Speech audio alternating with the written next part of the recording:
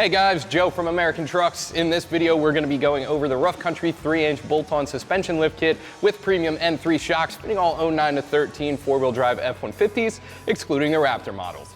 Now, this is going to be a great pick for your F150 if you're looking to get a little bit more than just the standard spacer lift kit, while keeping that relatively easy install and budget-friendly price tag. So what do we have going on with this kit? Where is our lift going to be coming from?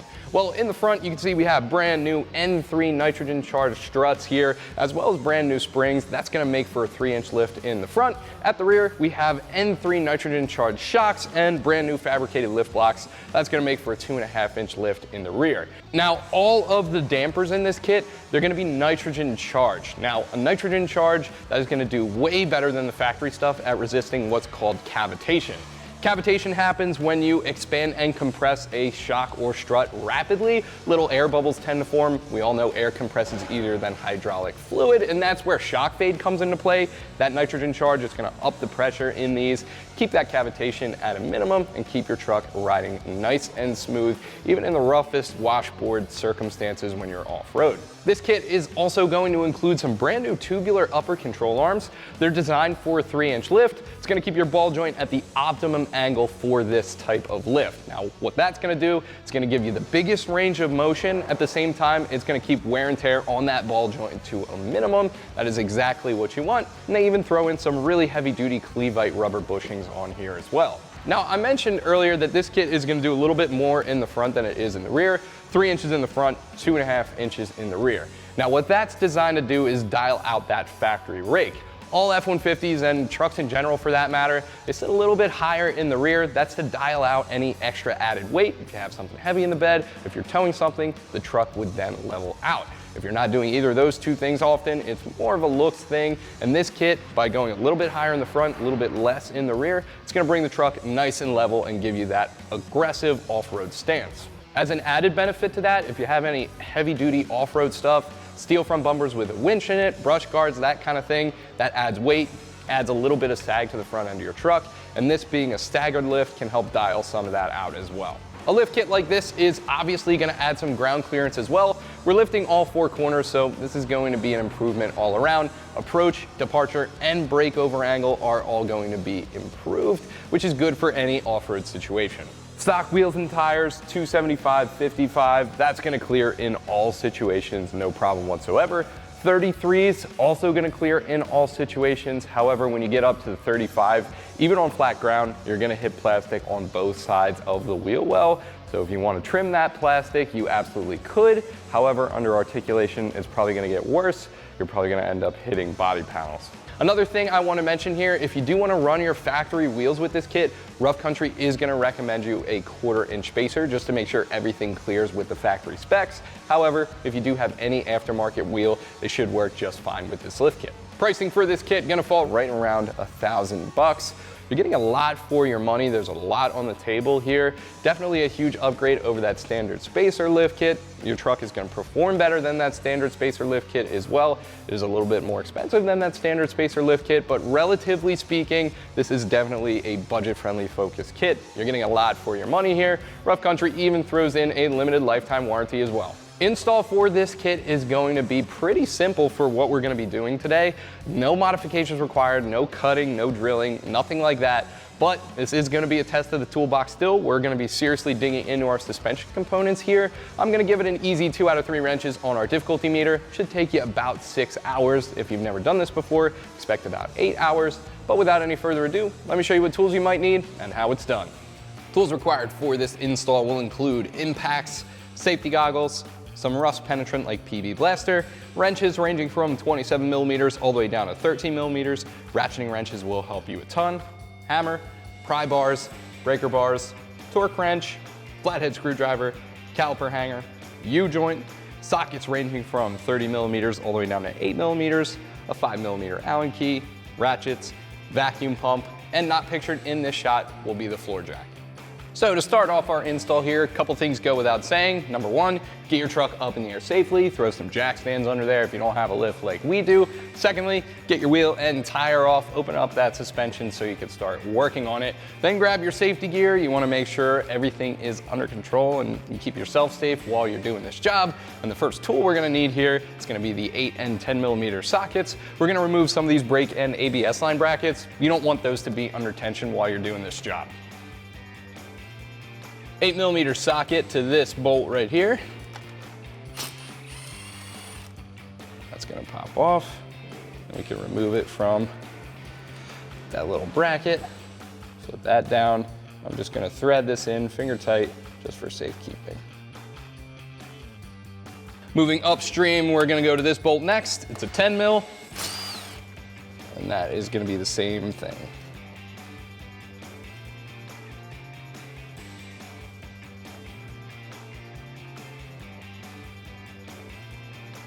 And we're gonna do this bracket up by the upper control arm as well. It's a 10 millimeter too.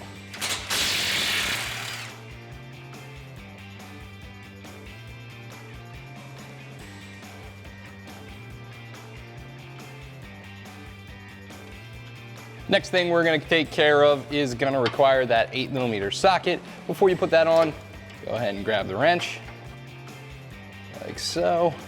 And then we're just gonna crank these two loose, and that will undo our end link from the sway bar.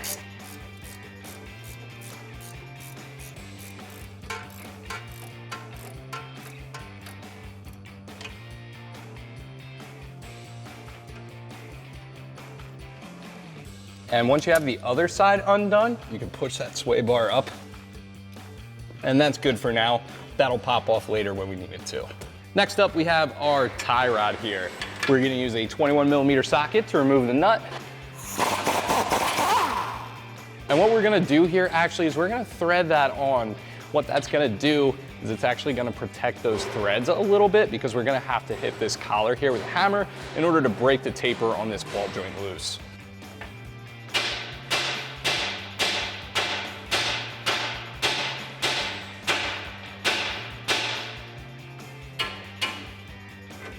Now with that broken loose, we can remove that nut from the bottom and remove the tie rod from the collar. Okay, so the next thing we're gonna work on is our brake assembly. The caliper is bolted to the knuckle with these two 18 millimeter bolts, one up top and one down at the bottom here. We're gonna use the 18 millimeter socket and a little bit of a U-joint to get at those and get them out of the way.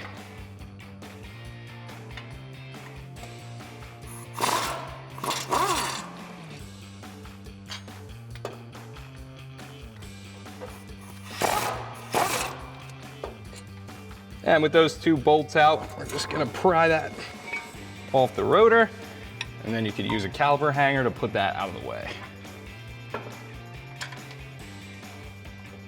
With the caliper out of the way, we can go ahead and grab the rotor, and that will come off the hub just like so. We're also gonna have to remove this dust shield. It's held on with 3 8 millimeter bolts.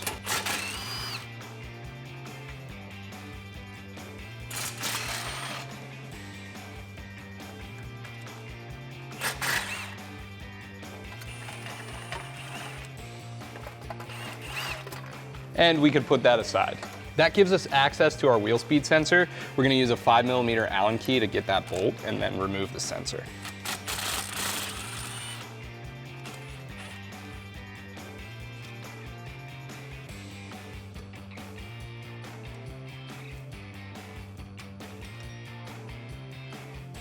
Now the next thing we're gonna do is remove this little dust cover here around our axle nut.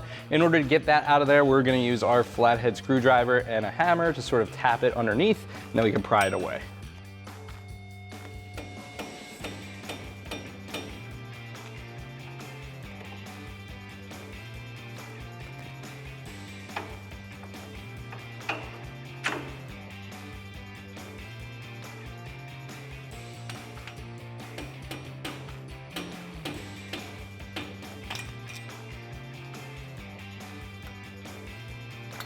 We're gonna come back to the lower part of our knuckle in just a second. Before we take care of it, we're gonna come up here and take care of our upper ball joint. It's held on with a 21 millimeter nut.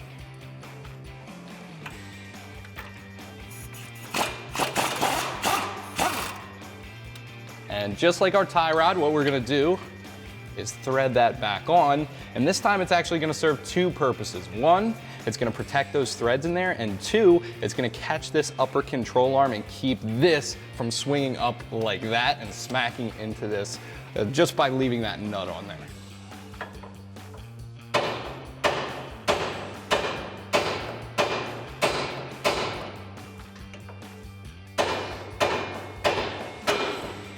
So you saw it pop loose there, you saw how the nut caught it. What we're gonna do now is take a pry bar, relieve some pressure, remove the nut, and then we can slowly keep this from bouncing up. Now, in order to safely remove our knuckle, we have to know what's going on with this hose right here. This is the vacuum hose to our IWE actuator. That puts the truck in and out of four-wheel drive, and obviously it's run off vacuum from the engine. You wanna make sure that those gears are disengaged before you pull the axle nut. So what we're gonna do is remove that vacuum hose. It just pulls off like that. Then we can come in here with our pump. We're gonna put that around the larger of the two nipples. We're gonna draw 24 inches, but before we do, if I spin the hub, you can see the axle spins with it. So as we go up in pressure here, you'll hear that click over and disengage. Now if I spin the hub, you can see it spins freely from the axle. So we're good. We're gonna put our pump aside and then remove our 13mm nut.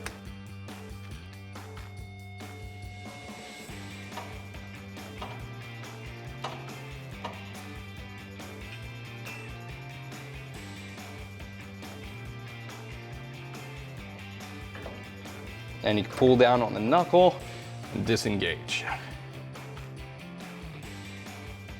At this point, we can release vacuum pressure for the time being and also remove our pump. Now there's a lower ball joint that's held on with a 24mm nut.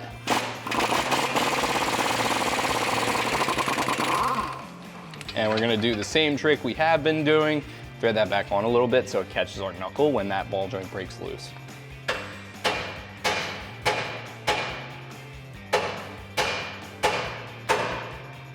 And once that breaks loose, we can unthread that nut the rest of the way.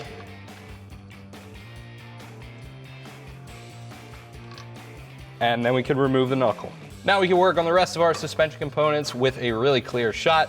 This bolt through the lower strut assembly is pretty big. The nut is 30mm.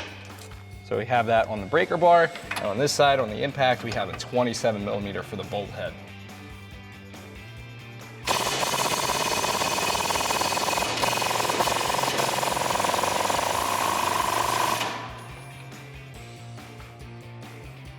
And we can pull that off. And I'm just gonna use the threads on there to sort of work that bolt out.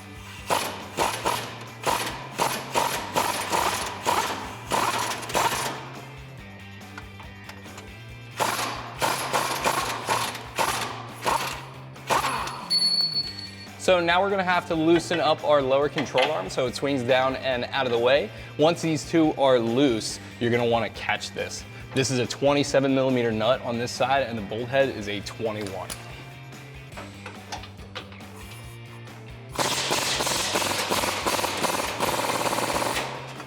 And that doesn't have to be removed, just loose.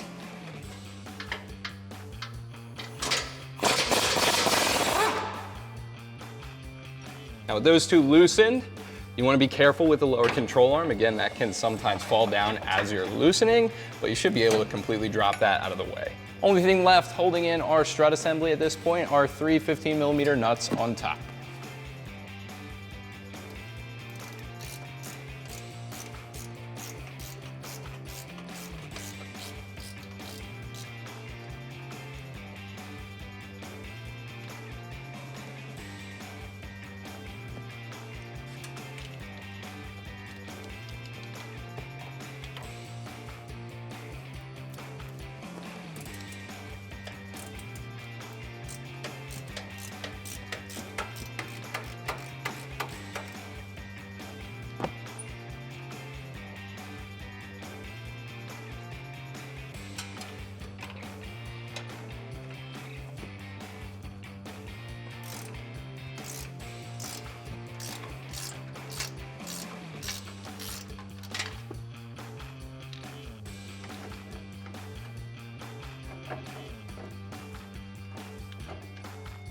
With all 3 nuts removed, you can go ahead and drop out the strut assembly. Now we can get our upper control arm out of here. I already broke it loose off camera with the breaker bar, but it's gonna be a 21 millimeter for both the nut and bolt head.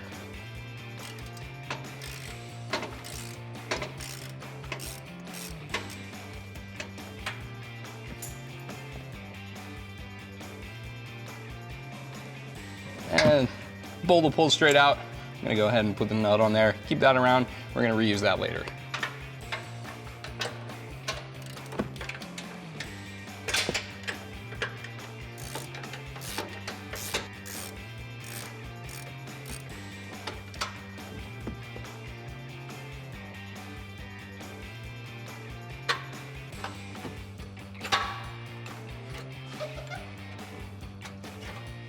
So now we have all of our factory suspension components removed. I figured now would be the perfect time to stop down a little bit, put our new rough country stuff on the table next to our old factory stuff, and draw some comparisons between these 2 kits.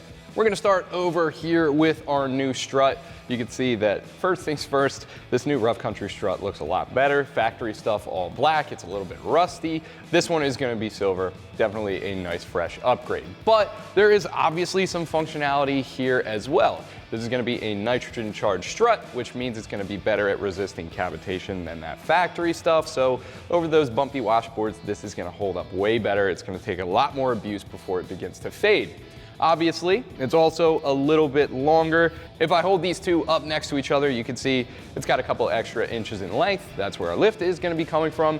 And the coils on the springs, they're a little bit tighter on the rough country than they are on the factory stuff, which in theory should lead to a harsher spring rate, a little bit tighter as far as rebound goes. Moving on to our upper control arms, you can see our new rough country upper control arm. This is gonna be tubular, which is gonna be a little bit tougher than cast steel, which tends to be a little bit more brittle under braking pressure. Now also, you can see the angle of this ball joint is gonna change. Factory, we kind of have this one flat plane here, and our rough country is gonna be tilted up a little more that way. That's gonna give you the biggest amount of range of motion possible, and at the same time, lessening the amount of wear and tear on that ball joint. Now, while we're on the topic of that ball joint, a couple things to point out there as well. We have a Zerk fitting right on top, so you can keep that nice and greased.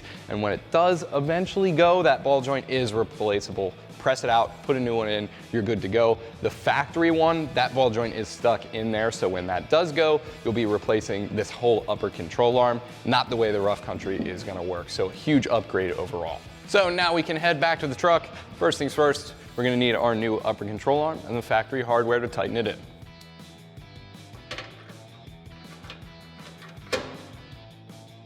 So that's gonna slot right in there like so. And then we can come in with our bolts from the inside and push those through.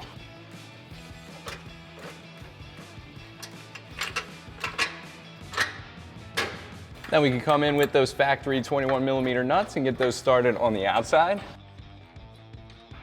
and tighten down.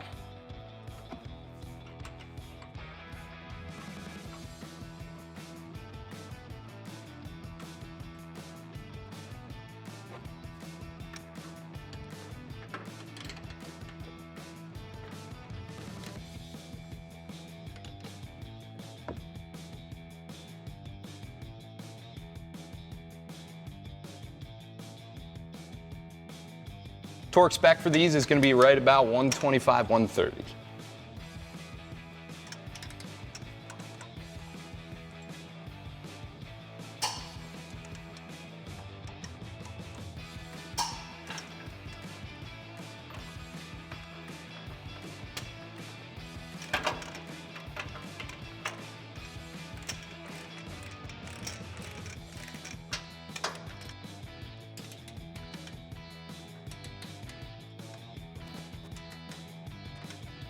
Torque spec for these is going to be right about 125, 130 foot-pounds.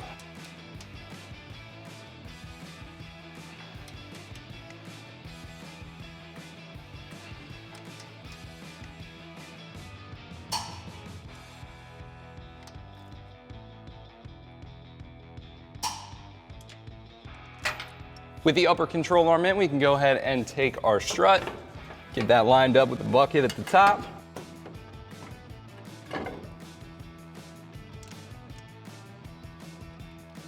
And I'm just gonna get 1 or 2 nuts on there finger tight just to hold it still.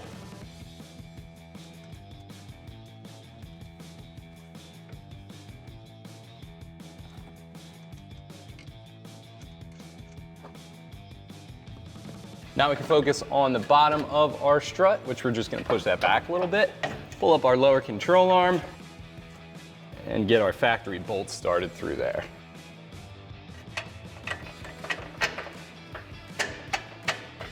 And it's gonna go in that direction, bolt head over here, and the nut on the inside.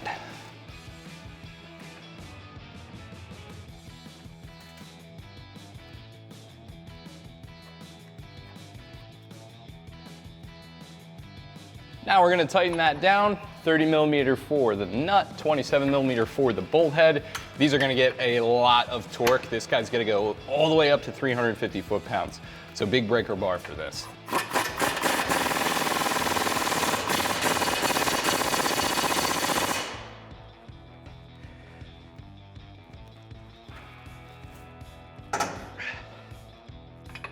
With the bottom tightened down, we can come back up to the top. We're gonna tighten down these 3 15mm nuts up here.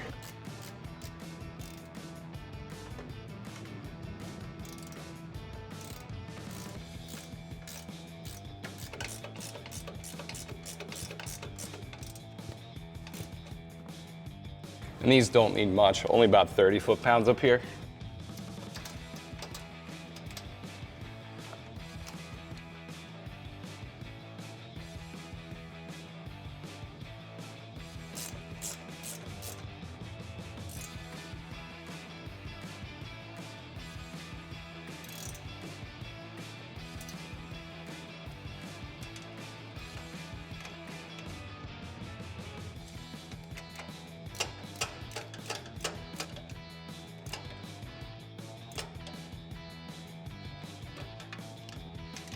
So now we're gonna tighten down our lower control arm, 27mm socket for the nut, 21 for the bolt head. And what we're gonna do is push this back and try to line it up with where it was. You can see the metal is kind of eaten away here. So we're just gonna try to keep our old alignment. We're gonna take this to the alignment shop immediately afterward, but for now, we'll just go factory.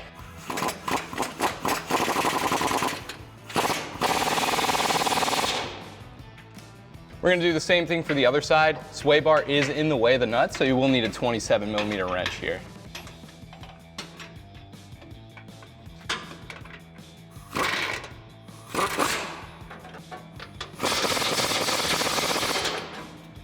Now we're gonna reinstall our knuckle to the lower ball joint. That's gonna go up there like so.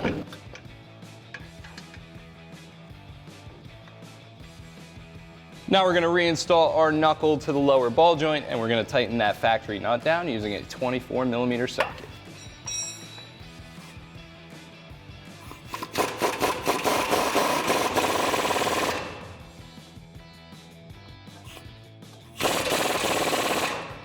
Now we can reinstall the axle to the knuckle, and what we're gonna do here again is we're gonna install our vacuum pump to the larger of the 2 nipples in the back.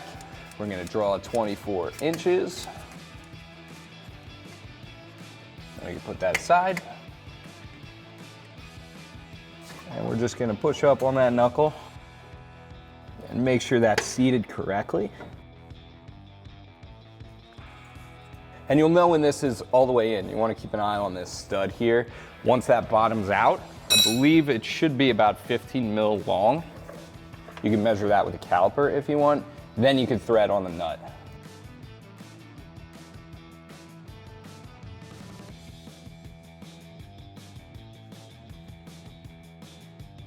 And we're gonna tighten that down using our 13mm socket. This is gonna get torqued to 30 foot-pounds.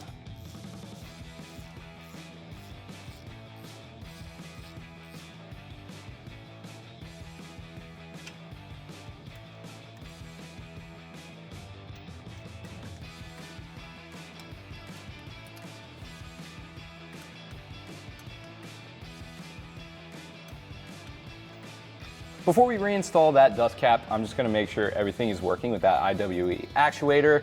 With no vacuum pressure on there, you can see we're at 0 right now. Spinning this should spin the axle, which it does, and when you draw some vacuum into it, the hub should spin freely. That looks great. So we can release pressure, pull off our vacuum pump, and tap on the dust cover with a hammer.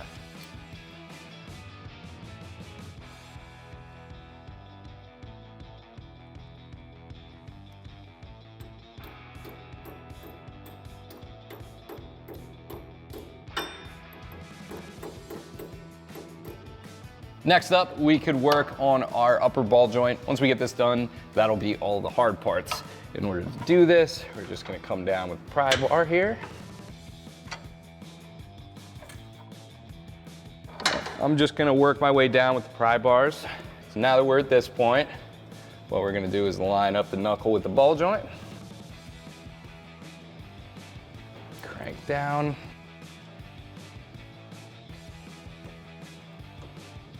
And once we have some threads through, we're gonna use our new 18mm nut to secure the two together.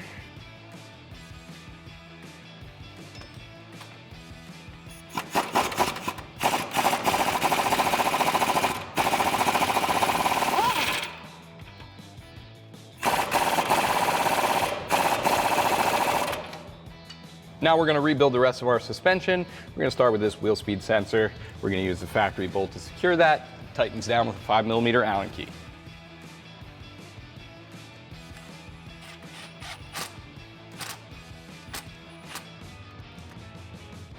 Now we could reinstall our brake dust shield. We're gonna use the factory 8mm to get that back into place.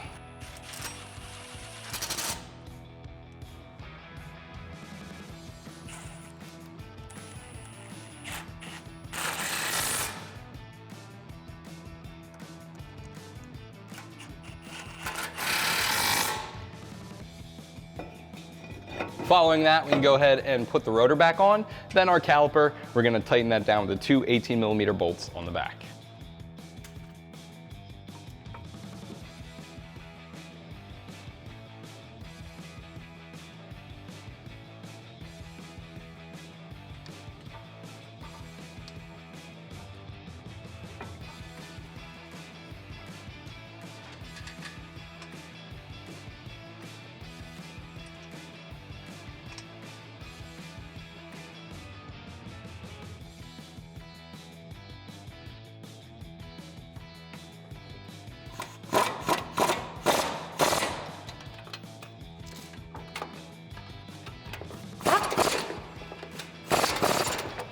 Next, we can take care of our tie rod. That's gonna go right in here. And then push that all the way down. Then we can use the factory 21mm nut to get that back in place.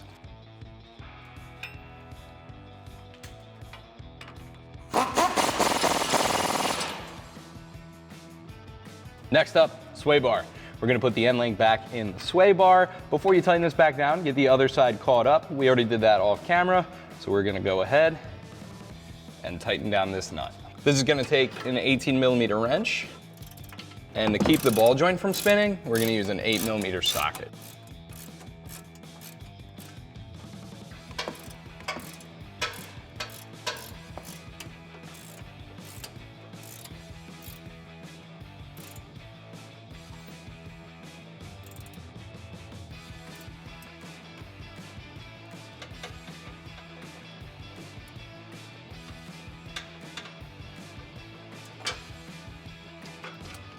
So to wrap things up, we're gonna go ahead and reinstall our brake and ABS line brackets.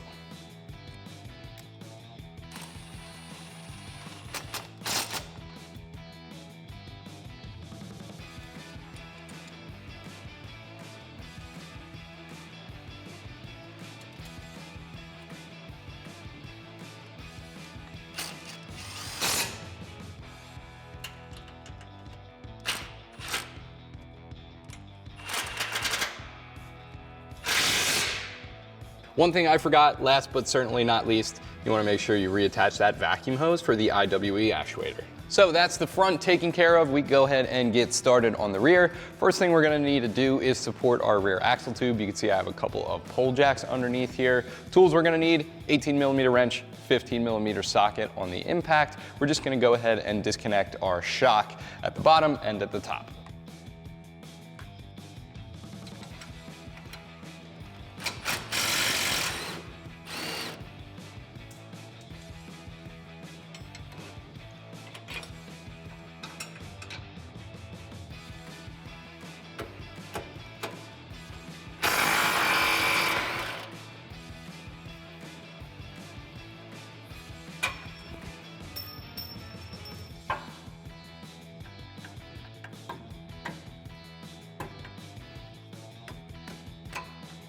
Moving right along, next thing we're going to take care of are U-bolts, 21mm socket to get these loose.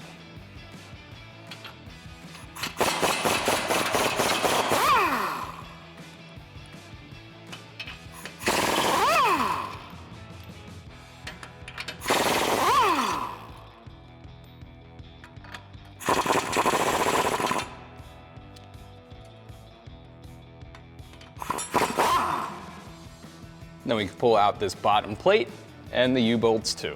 And the next thing we can pull out is our factory lift block.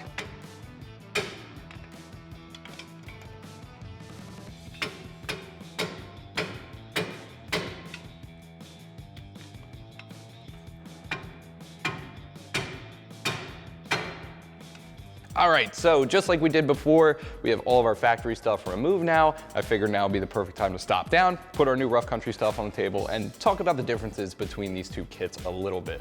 Let's start with the simple stuff. U-bolts up here. Our new stuff is gonna be a couple inches longer to accommodate our new thicker fabricated lift block. Again, this is going to be a huge upgrade over this cast iron piece right here. It's also gonna be just a tiny bit thicker. This is where most of our lift is going to be coming from. Now, it doesn't exactly correlate to how much lift this is going to give, but after you factor in suspension geometry, pinion angle, stuff like that, this is going to end up being that 2.5-inch lift. Back here we have our brand new shocks, and this is actually a great opportunity to demonstrate why a nitrogen charged shock is going to resist shock fade. This is the old one right here. If I hold this up, you can see that it doesn't take much to compress. And then if you watch that, it doesn't really rebound that fast. There's not a lot of pressure in there. It just comes up very, very slowly. If I put that down and hold up our nitrogen charge shock, again, that nitrogen charge is gonna up the pressure in here. That pressure is gonna keep air bubbles from forming, and that is going to hold up way better than this factory shock ever would. So to demonstrate this, I'm gonna hold it right there, grab some wire cutters, and if I snip this, you'll see it's that pressure that is gonna keep those air bubbles from forming. It's gonna keep the shock nice and tight, even through the roughest washboards. And of course, that shock is also a little bit longer to deal with the extra travel from the lift we're putting on this truck. So without any further ado, we're gonna go ahead and grab our new lift block. We're gonna head back to the truck with our U-bolts as well and get this installed. That lift block gonna slide in just like so. One thing I do wanna make a quick note of here is we're probably gonna have to angle this in order to get this to line up. Also, these two studs right here almost, you might need to clean up the rust on there in order to get them to fit. I already did that. It's still a little bit tight, but I think I can get it to work.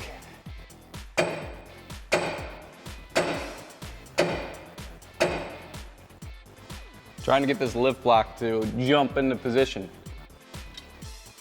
So now that we're lined up, I'm gonna go ahead and drop on our new U-bolts. And then we'll reinstall that plate at the bottom and finish up with the rest of our hardware.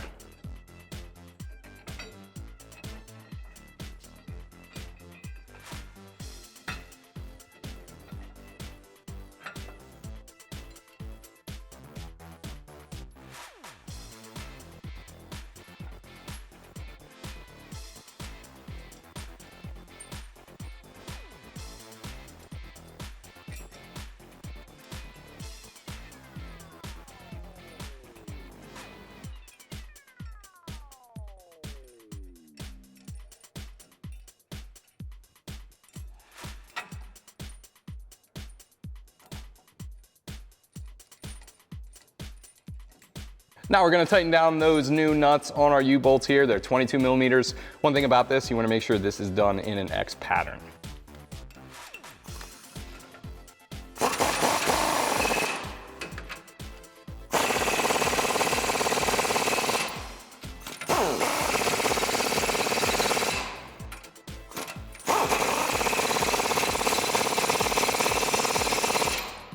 Next, we're gonna grab our factory hardware and our new shock. We're gonna install this to the shock mounts where the old shock was.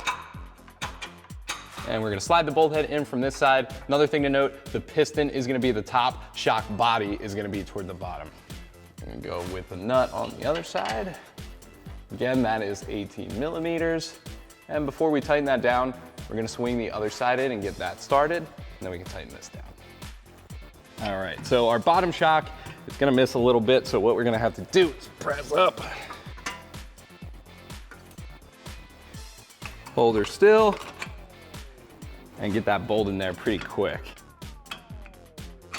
And once it's through, push it all the way in, get the 18 millimeter nut started, and then we can tighten down this, again, 18 millimeter nut, 50 millimeter bolt head.